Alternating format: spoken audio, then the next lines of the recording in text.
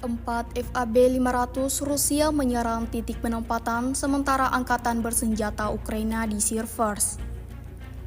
Rekamannya ramai beredar di media sosial Telegram pada Jumat 27 September 2024. Tahun ketiga invasi nyatanya belum menjadi tahun yang pas untuk Rusia dan Ukraina bisa berdamai. Alih-alih berdamai, keduanya justru semakin menjadi-jadi dalam saling menghancurkan satu sama lain. Seperti yang terlihat dalam rekaman, serangan bom FAB-500 Rusia seketika memusnahkan semua yang ada di titik target. Tidak diketahui pasti ada beberapa jumlah korban jiwa dalam peristiwa ini.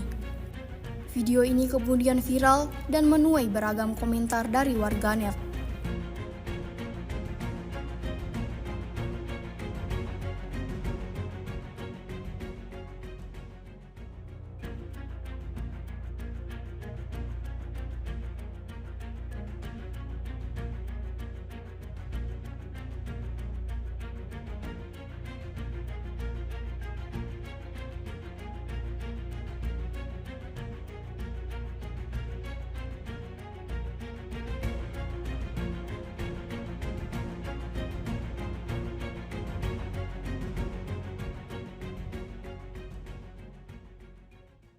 Download Tribun X sekarang, menghadirkan lokal menjadi Indonesia.